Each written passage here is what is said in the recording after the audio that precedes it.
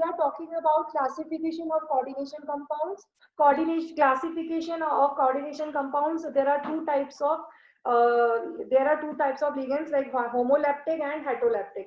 Homoleptic वो होते हैं वो लिगेंड्स जो सेंट्रल मेटल एटम जैसे कि Fe इससे अटैच्ड होते हैं और जो भी अटैच्ड होते हैं वो सारे लिगेंड्स सेम होते हैं.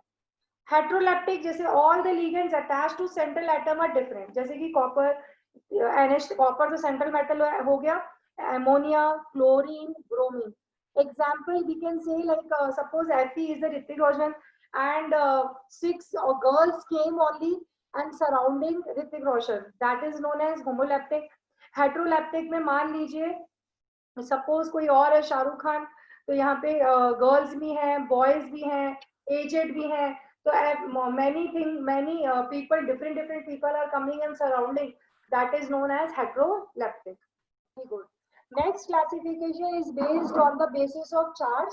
तो coordination compound का classification करेंगे which is very important for IUPAC names and all. तो on the basis of charge, positively charged complex होता है, negatively charged complex and neutral complex. So first we will talk about neutral complex. Example, neutral मतलब किसी का इस पे किसी पे भी charge नहीं होता, किसी पे भी चार्ज नहीं होता. एक्वा पे चार्ज 0. कार्बोनाइल जो है, कार्बोनाइल का फॉर्मूला क्या है? What is the formula of carbonyl?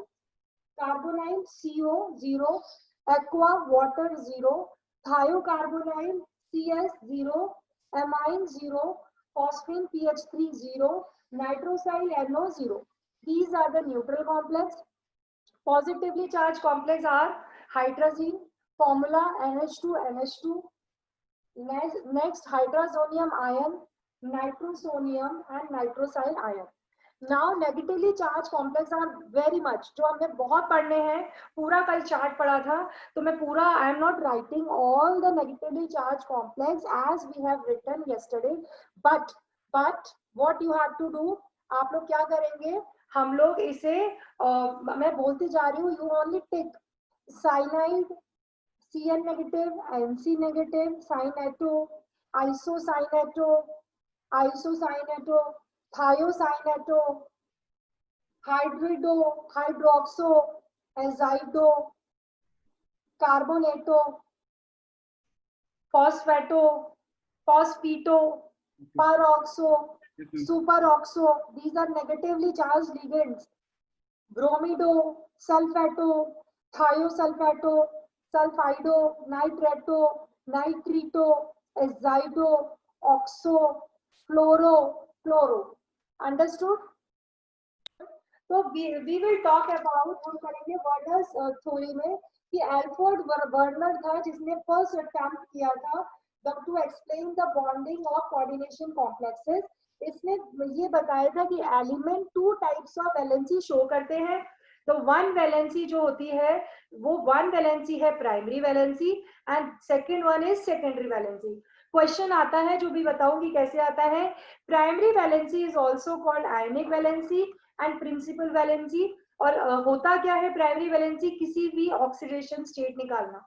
Secondary valency होता है CN coordination number. Secondary valency मतलब किसी का भी कोऑर्डिनेशन नंबर, मतलब उस सेंट्रल एटम को कितने लिगेंड्स ने सराउंड किया है या किसने कितना सराउंड किया है, उसको हम कहते हैं कोऑर्डिनेशन नंबर, जो फिक्स्ड होता है. ये मैंने एक एग्जांपल लिया है. इस एग्जांपल में अगर मैं बात करूं भाई secondary valency, please tell me secondary valency, तो you have to tell the coordination number. तो आप बताएंगे 6. ये रहा 6 इज द कोऑर्डिनेशन नंबर, क्योंकि 6 अमोनिया ने इस कोबाल्ट को क्या किया हुआ है, सराउंड किया हुआ है. और प्राइमरी वैलेंसी हम क्या निकालेंगे इसमें, हम इस प्राइमरी वैलेंसी के लिए we will what we have to do, x plus 0 भी कर सकते हैं. x plus 0 equals to -3, क्योंकि क्लोरीन क्या है, माइनस है, तो -3, तो क्या हो जाएगा, x equals to 3. तो 3 plus 3 is the oxidation number of cobalt. तो ये हम ऐसे पढ़ेंगे. ठीक है. Now we will start with naming of coordination compound. We will go with naming of coordination compound. तो अगर मान लीजिए हमें इसमें भी आगे अगर कॉम्प्लेक्स पॉजिटिवली चार्ज है या न्यूट्रल है, इस पे कोई चार्ज नहीं लग रहा है। आप सपोज मान लीजिए इस पे कोई भी चार्ज नहीं लग रहा, चाहे वो नेगेटिवली चार्ज है चाहे वो न्यूट्रल है। एक हमने कॉम्प्लेक्स लेना है जिसमें सेंट्रल मेटल आयन से वो क्या किससे जुड़ा होता है, नेगेटिवली से, नेगेटिव से जुड़ा है। तो दोनों में क्या करेंगे, हमें कॉम्प्लेक्स अगर पॉजिटिवली चार्ज है, यहाँ पे नेगेटिवली चार्ज है, तो कैटायन हमें फर्स्ट नेम करना है। लीगेंड्स अगर जितने हैं, अगर 2 लीगेंड्स है तो डाई लिखेंगे, 3 लीगेंड्स है तो ट्राई लिखेंगे, 4 है तो टेट्रा लिखेंगे, एज डिपेंड्स। यहाँ पे देख लीजिए 4 टेट्रा, और वो भी हम कैसे करेंगे, अल्फाबेटिकल ऑर्डर में। फिर हम सेंट्रल मेटल एटम को लिखेंगे और उसका ऑक्सीडेशन स्टेट भी साथ में लिखेंगे, and finally the name of the anion. कोई दिक्कत नहीं है। लेकिन बात अगर की जाए नेगेटिवली चार्ज, तो उसमें भी पहले फर्स्ट द नेम कैटायन करेंगे, लिगेंड्स लगाएंगे, di tri tetra, alphabetical order. बस इसमें क्या हो जाएगा, जो complex anion, the name of the, क्योंकि नेगेटिवली चार्ज है कॉम्प्लेक्स, तो मेटल का नेम हम वैसा नहीं रखेंगे जैसा कि यहाँ रखेंगे। यहाँ पे तो कॉपर का कॉपर आएगा, आयरन का आयरन आएगा, लेकिन यहाँ पे सेंट्रल मेटल एटम का सफिक्स बदल जाएगा। उसके सफिक्स मींस उसके बाद में कोई भी चीज के पीछे 8 लग जाएगा, 8। एग्जाम्पल है जैसे कोबाल्ट, कोबाल्टेट, प्लैटिनम, प्लैटिनेट, 8 लग गया, ATE, फेरस, फेरेट, 8 लग गया, राइट।